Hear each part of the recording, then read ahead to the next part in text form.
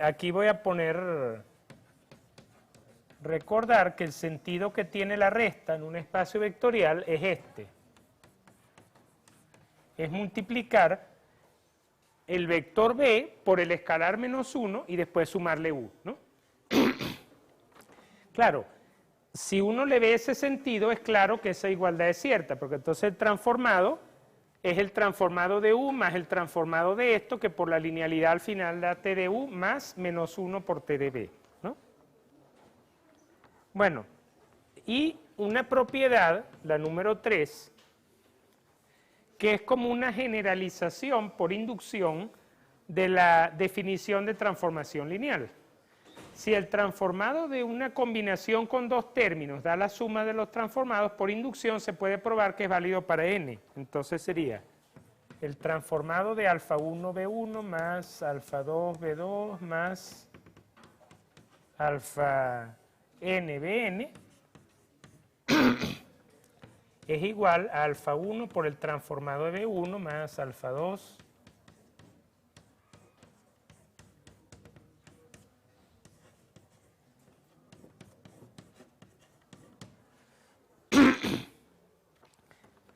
y bueno, esto es simplemente aplicar el principio de inducción, ¿no?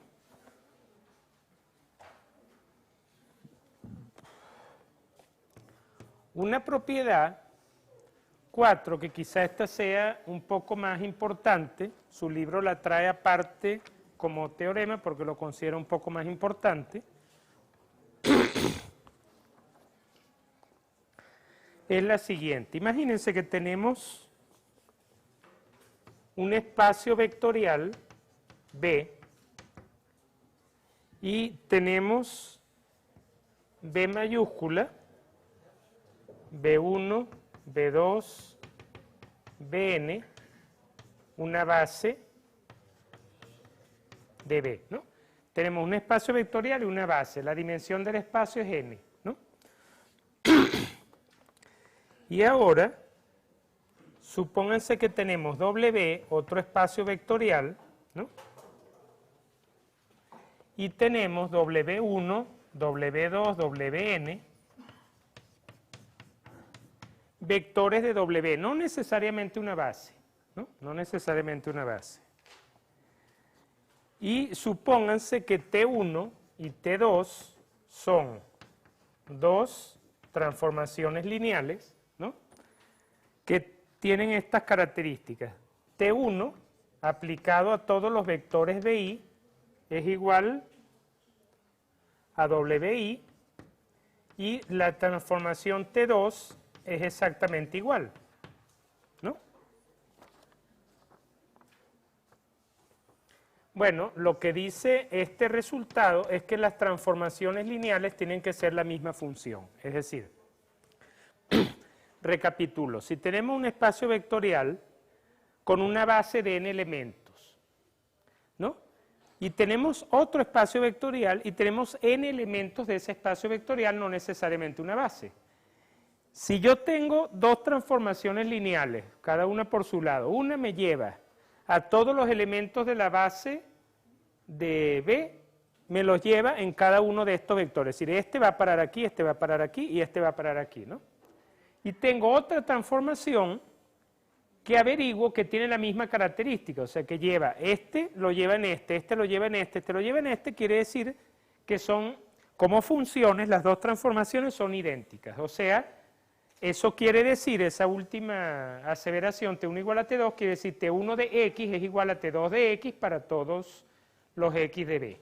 Es decir, que son funciones idénticas, ¿sí? Entonces, si llevo una base en un conjunto del mismo tamaño y yo tengo dos transformaciones que hacen lo mismo, es la misma transformación, no son dos distintas, ¿no? Esa propiedad en particular valdría cuando W1, W2 y Wn fueran una base también, porque allí dice que son elementos, pero en particular podrían también ser una base. Entonces, si yo tengo una transformación lineal que lleva una base en otra, ¿no? Tiene que ser única, eso es lo que está diciendo el resultado anterior, ¿no? Para ese caso particular.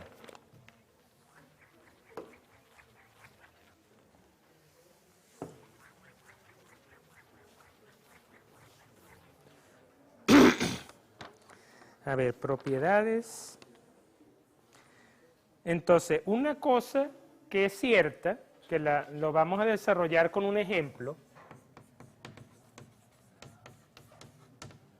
es que conocer el efecto que tiene la transformación sobre los elementos de la base implica que podemos construir la fórmula para la transformación lineal utilizando el hecho de que es lineal. Fíjense cómo sería eso. Supónganse que tenemos una transformación de R3 a R2, ¿no?, que cumple estas características, ¿no?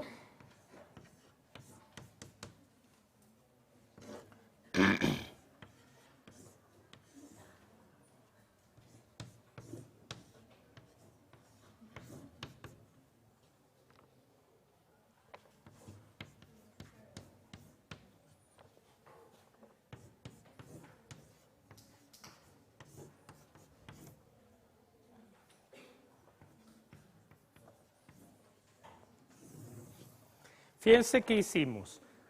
Tenemos una transformación de R3 a R2 y tenemos el efecto de la transformación sobre una base de R3, que sería la base canónica, ¿no? Entonces, nosotros queremos hallar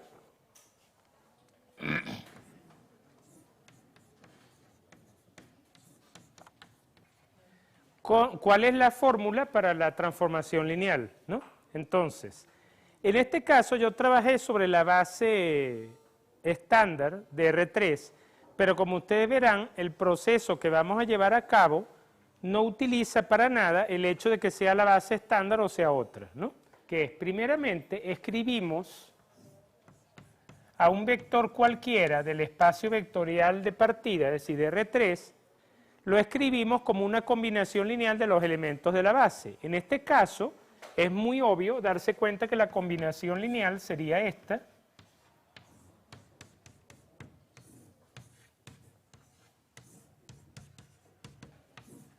Y en el caso de que la base no fuera la base estándar, bueno, hay que resolver un sistema de ecuaciones. Hay que poner un vector x, y, z cualquiera, se escribe como, digamos, alfa 1 por el primer elemento de la base, más alfa 2 por el segundo, más alfa 2 por el tercero, y habría entonces que conseguir alfa 1, alfa 2, alfa 3 en términos de x, y y z con un sistema de ecuaciones. Una vez que se escribe el vector cualquiera como una combinación de los elementos de la base, aplico el hecho de que es una transformación lineal y por lo tanto el transformado de esto tendría que ser x por el transformado de este más y por el transformado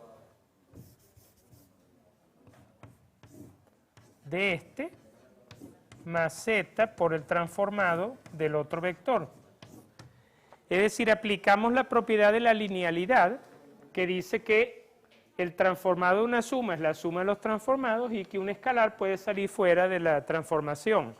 Y entonces ahora la fórmula para la transformación sería x multiplicado por el vector 2, 3 más y multiplicado por el vector menos 1, 4 más z multiplicado por el vector 5, menos 3 y efectuando la cuenta nos da una fórmula para la transformación lineal.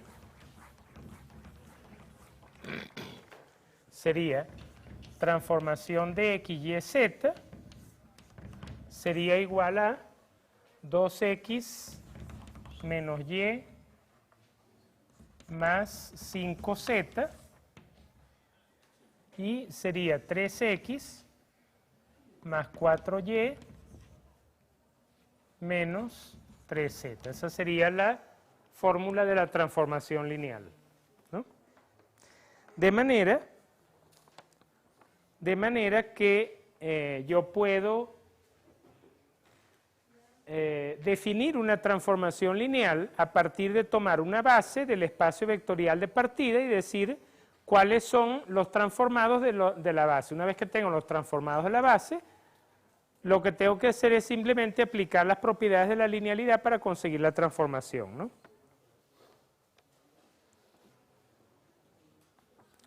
Ok, entonces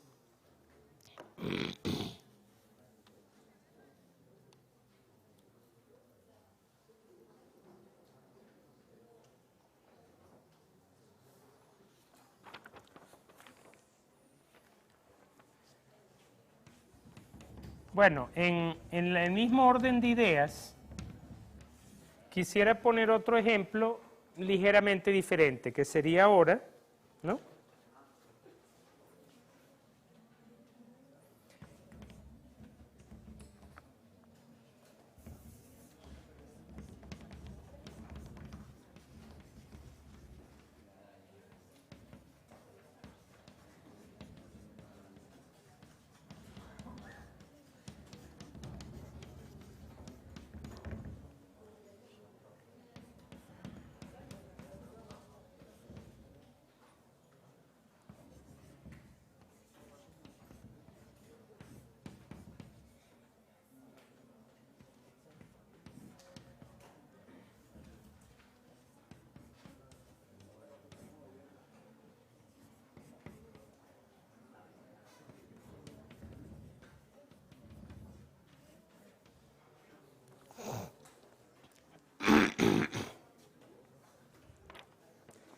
Bueno, ¿qué queremos hacer en este ejemplo?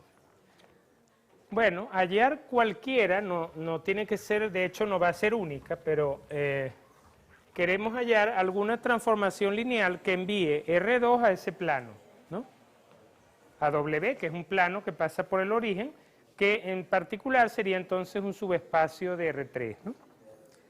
Entonces, bueno, primero deberíamos hallar una base de este espacio, ¿verdad? Para entonces definir la condición. Fíjense que una base, bueno, voy a poner, se puede determinar que una base para W serían los vectores W1 igual 1, 2, 0 y W2 igual 0, 3, 1, ¿no? Bueno, esto lo estoy colocando directamente porque esto ya lo hemos desarrollado en ocasiones anteriores, hallar una base de un subespacio, ¿no? Si hallamos la base de subespacio, podemos conseguir, por ejemplo, esos elementos como una base, ¿no? Entonces, si decimos que ahora vamos a definir la transformación lineal. Tomemos una base de R2. Fíjense que este espacio también tiene dimensión 2 porque es un plano, ¿no? Entonces yo puedo definir que el transformado del 1, 0 es, por ejemplo, el primero o el segundo, da igual, y que el transformado del segundo elemento de la base canónica es el otro, ¿no? Y según nosotros vimos, pues eso ya deja perfectamente definida la transformación lineal, ¿no? Porque, bueno, si ahora yo quiero hallar la fórmula, bueno, de hecho la fórmula sería, la primera componente es X, la segunda sería 2X más 3Y y la otra sería Z, ¿no? O sea, ya queda automáticamente definida de esa forma, ¿no? Bueno, cuando se trabaja, déjame ponerlo.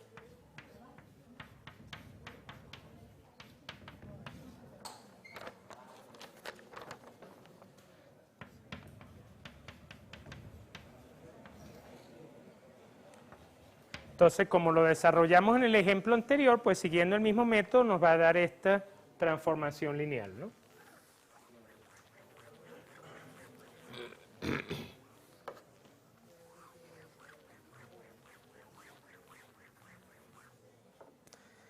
Bueno, fíjense, una transformación lineal tiene entonces estas características que hemos visto, pero además existen algunos subespacios notables cuando se trata de tener una transformación lineal, ¿no?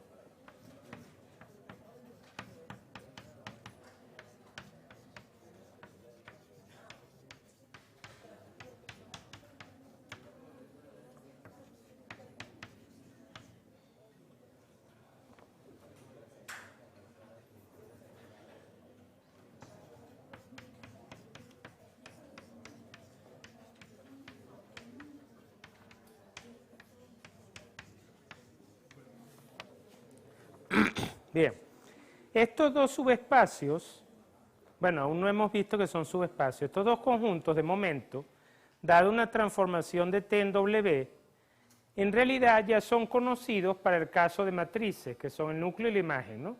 El núcleo de la transformación lineal son todos los vectores de B, tales que al transformarlos dan el 0 de W, ¿no?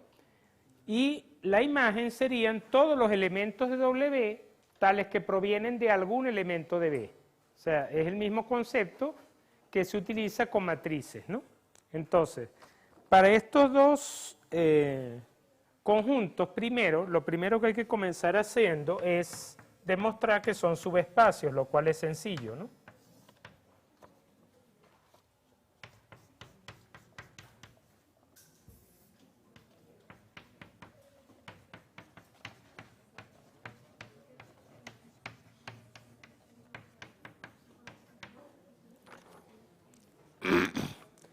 Bueno, vamos a...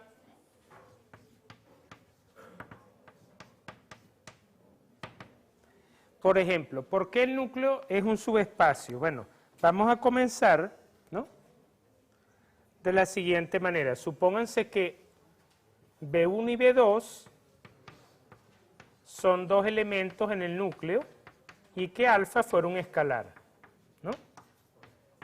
Entonces, para ver qué es un subespacio, tengo que ver si alfa B1 más B2 pertenece al núcleo de T, ¿no?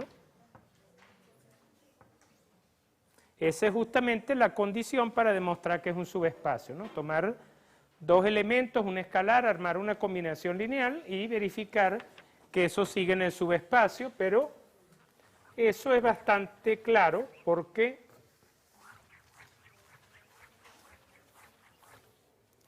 ¿qué es lo que ocurre? Si B1 pertenece al núcleo de T, significa que T de B1 es 0, ¿no? Si B2 pertenece al núcleo de T, significa que T de B2 vale 0. Entonces, ¿cuánto vale T de alfa B1 más B2? ¿No? Bueno, primero, sabiendo que T es una transformación lineal, esto valdría alfa T de B1 más T de B2. Y bueno, como T de B1 es 0, toda esta cuenta da 0, y en consecuencia alfa B1 más B2 también pertenece al núcleo, ¿no? Esta es la demostración de la primera, es inmediato, es prácticamente un ejercicio de conceptos, ¿no?, de comprender bien el concepto. Y bueno, la imagen sigue más o menos el mismo. Entonces, supónganse que W1 y W2 son dos elementos de la imagen de T. Tendríamos que probar que alfa W1 más W2 también pertenece a la imagen de T. Simplemente es aplicar las definiciones. ¿Qué significa que W1 está en la imagen? Significa que existe un B1 en B tal que al aplicar T a B1 nos da W1. ¿Qué significa que W2 está en la imagen? Que hay un elemento, vamos a llamarlo B2, tal que al aplicarle la transformación nos da W2. ¿Qué tengo que probar aquí? Que hay un elemento que al transformarlo da este. Entonces, el elemento, vamos a llamarlo preimagen, sabiendo que es una transformación lineal, no es muy complicado calcular que alfa de B1 más B2, ¿verdad?, es el elemento que le da origen a alfa W1 más W2, porque al aplicar las propiedades de la transformación lineal, esto me da así, ¿no? Después, al aplicar que T de B1 es W1 y que T de B2 es W2, nos da esto.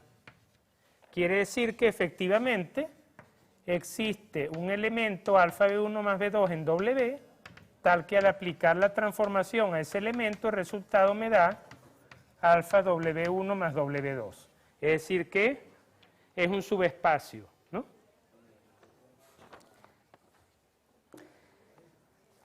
Entonces, claro, esto es núcleo e imagen de una transformación lineal. Vamos a ver algunos casos de núcleo y transformación de algunas transformaciones lineales conocidas, ¿no? Fíjense, por ejemplo, si nosotros quisiéramos hallar el núcleo de una transformación lineal, por ejemplo de esta, ¿no? ¿Cómo tengo que hacer? Tengo que decir, supongamos que XY, un vector de R2, está en el núcleo. Eso quiere decir que el transformado de él tiene que ser 0. Eso implica resolver un sistema homogéneo que sería X igual 0, Y igual a 0 y 2X más 3Y igual a 0, ¿no? Estas tres ecuaciones nos llevan a que X y Y son 0 y que Z puede ser cualquiera. Entonces todos los vectores de la forma 0, 0, Z son... vamos a plantearle ese ejemplo porque es interesante. Lo que hace es que para calcular imagen es preferible usar la parte de transformaciones lineales que tiene que ver con matrices, ¿no? Entonces vamos a poner, a ver, primero los ejemplos más inmediatos. A ver, transformaciones lineales sencillas que hemos visto, por ejemplo la transformación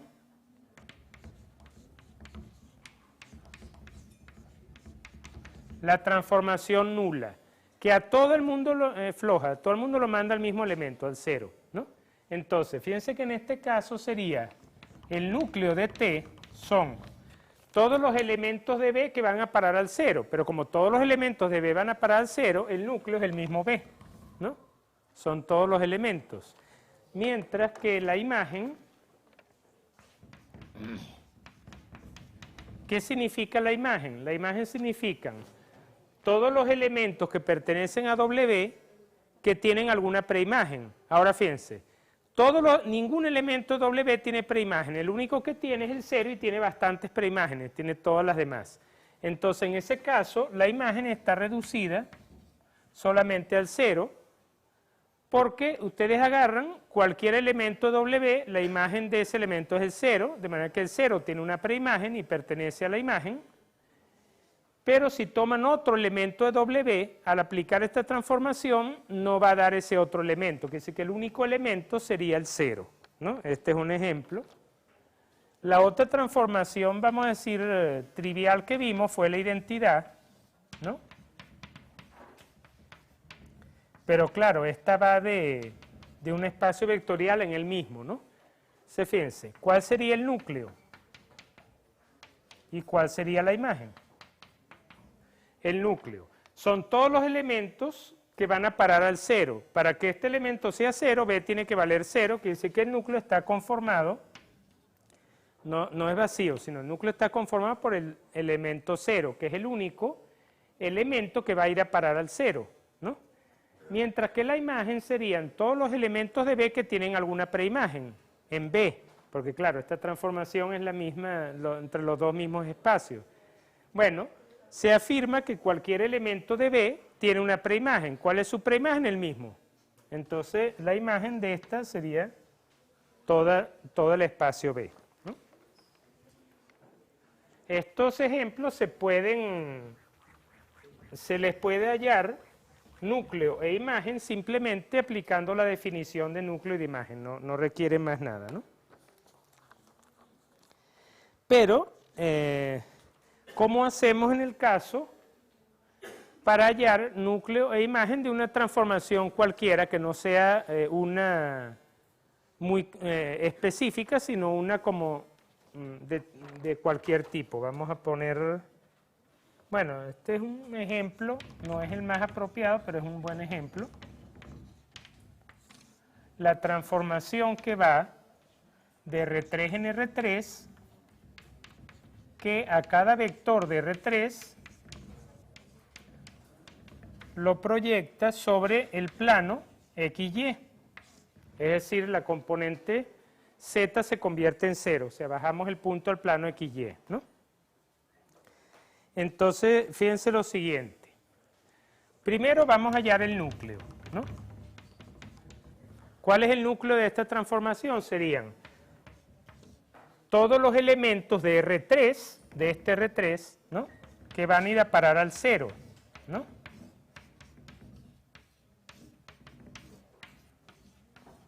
Es decir, igualamos la transformada a 0. Entonces de aquí se deduce que X tiene que valer 0, que Y tiene que valer 0, pero no se saca ninguna conclusión acerca de Z. Quiere decir que Z puede ser cualquier número, ¿no? Entonces, el núcleo de T serán los vectores de R3 de la forma 00Z,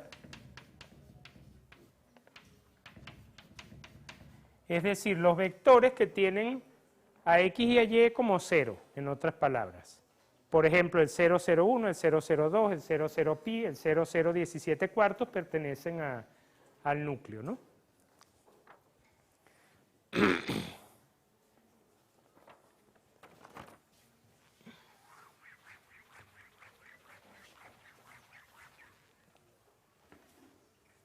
Ahora, vamos a ver qué podemos deducir, si se puede deducir algo de la imagen. Bueno, la imagen serían todos los elementos de R3 que tienen alguna preimagen en el R3 que está en el conjunto de partida, ¿no? Fíjense, cualquier elemento que tiene primera y segunda componente, no nulas o nulas, tiene una preimagen, es el X, Y, Z. Pero todos los elementos de la forma Z igual a 0 no tienen una preimagen. O sea, yo no puedo obtener mediante la transformación lineal el vector 1, 2, 3. No puede ser, porque ya la tercera componente siempre es 0, ¿no? Entonces, la imagen de T sería entonces todos los vectores de R3 de esta forma, ¿no?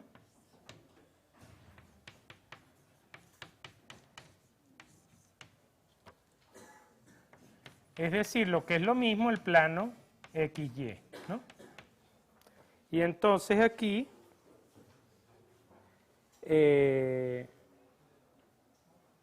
este sería el núcleo de T. Estoy poniendo la interpretación geométrica de los dos conjuntos. El núcleo es el eje Z, simplemente, pero la imagen es todo el plano XY, ¿no? Ahora bien, calcular núcleo e imagen, ¿no? Se puede hacer muy fácilmente a través de matrices y viendo cuál es la relación que hay entre las matrices y las transformaciones lineales. Por ahora, como aún no hemos tocado ese punto, vamos a dejarlo en estos ejemplos donde núcleo e imagen se pueden ver de una manera por inspección, pues simplemente aplicando la definición de núcleo y de imagen, ¿no? Entonces, como el núcleo y la imagen son subespacios, como probamos, entonces le llamamos nulidad de la transformación lineal y la denotamos con, nunca puedo recordar el nu, creo que es esta letra, que es como una B pero con lados curvos, ¿no? Bueno, esta letra es la dimensión del núcleo, ¿no? Como son espacios, subespacios, podemos hablar de la dimensión de esos subespacios, entonces le vamos a llamar nulidad a la dimensión del espacio nulo y le vamos a llamar rango de la transformación lineal y lo vamos a llamar ρ de T a la dimensión de la imagen de T. A ver, por ejemplo, el núcleo de T del ejemplo número 3 anteriormente se puede generar a partir del vector 001 como base, ¿no? Quiere decir que es de dimensión 1. Entonces la nulidad del ejemplo anterior es 1. Voy a ponerlas aquí.